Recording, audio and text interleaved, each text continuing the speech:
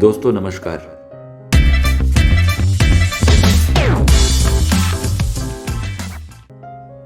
दोस्तों आज मेरा मन बहुत भारी हो चुका है।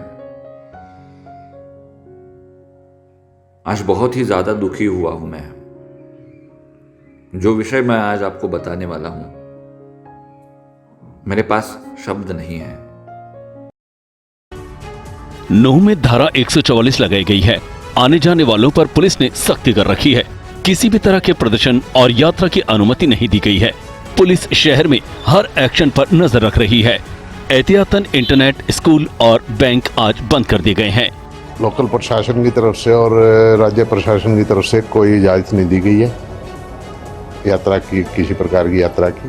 सीएम मनोहर लाल खट्टर ने लोगों से अपील की है कि वो अपने आसपास के मंदिरों में जलाभिषेक करें। मन में यह सवाल आ रहा है कि मैं किस देश में रह रहा हूं। क्या यह सच में हिंदुस्तान है या कि यह कोई और देश है। नूह मेवात में इससे पहले जो हुआ था वो सब आप जानते हैं। उसके बारे में मैंने भी बात करी थी। मैंने आप लोगों को अवेयर करने की कोशिश करी थी। उसमें मेरा दृष्टिकोण मैंने आपके सामने रखा था। And overall, I was not happy with the administration, the government.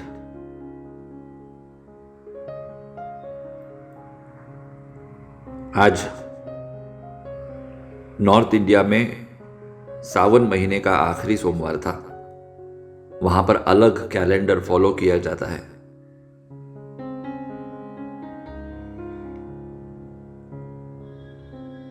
Mewat में जो कुछ हुआ था उसकी वजह से वो यात्रा अधूरी रह चुकी थी। विडंबना देखिए, बहुत सारे हिंदुस्तानियों को यह पता ही नहीं है कि वो यात्रा अधूरी रह चुकी थी। अगर ये दूसरे समाज विशेष के साथ होता तो वो कैसे रिएक्ट करते। उनका कोई रिचुअल अधूरा रह जाता, उसमें बाधा आती तो वो कैसे रिएक्ट करते। Please try to understand. लेकिन यहां मेरे देश में लोगों को यह पता ही नहीं था कि वो जलाभिषेक यात्रा, वो ब्रिजमंडल यात्रा अधूरी रह चुकी थी। और वहां के जो स्थानीय हैं, जो भक्त हैं, वो बहुत व्यथित थे कि इस वर्ष हमारी प्रथा टूट जाएगी। हम जो हर वर्ष अभिषेक करते हैं वो अभिषेक इस वर्ष नहीं कर पाएंगे क्योंकि प्रशासन अनुमति नहीं दे रहा था।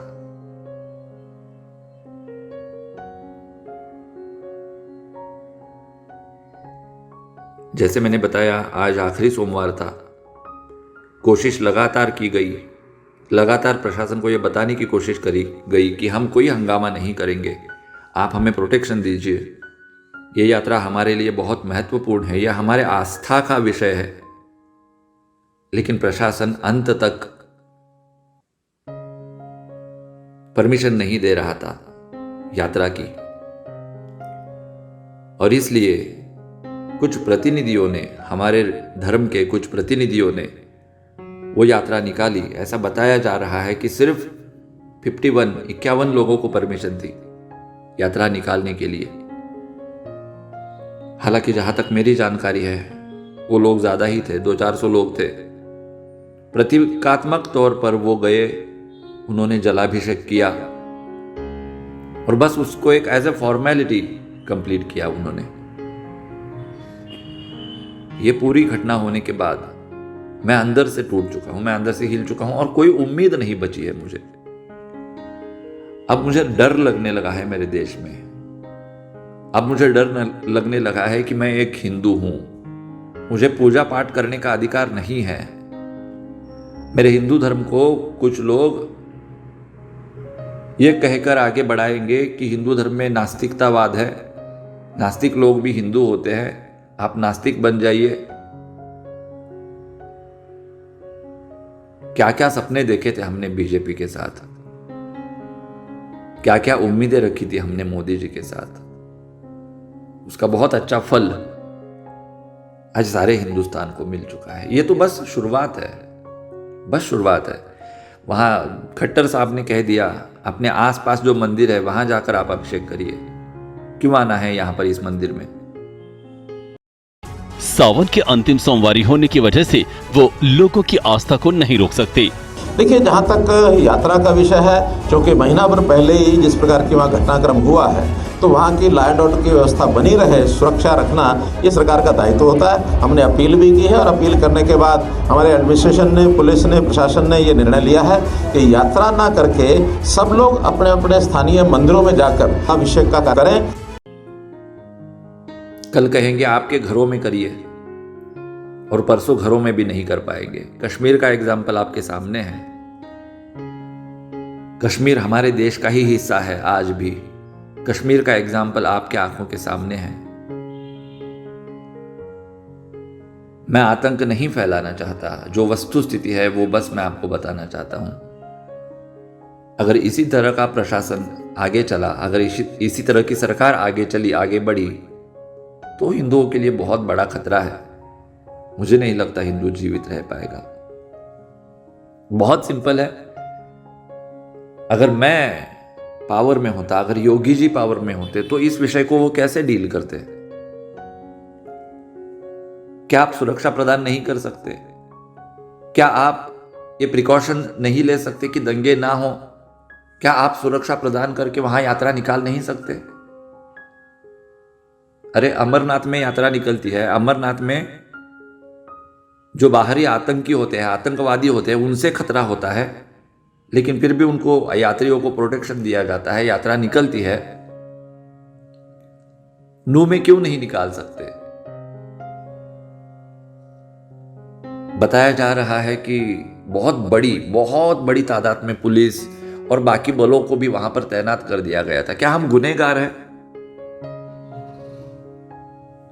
अगर हम यात्रा के लिए जा रहे हैं तो हमारे हाथ में शस्त्र है, तलवारें हैं, भाले हैं, तो मैं मानता हूं जल का कुंभ लेकर अगर हम अभिषेक के लिए जा रहे हैं और आप युद्ध सदृश परिस्थिति वहां पर निर्माण कर रहे हो, क्या मतलब निकालूं मैं इस चीज का? मेरे को राजनीति नहीं करनी, लेकिन at the end of the day यही फैक्ट है ना कि आप यात्रा नहीं निकाल सके। आपको सिर्फ प्रतीकात्मक यात्रा निकालने की इजाजत मिली, वो भी अंत तक नहीं मिली थी। आपने निकाली जिद करके, और आपको यह एहसास कराया गया कि आप एक गुनहगार है।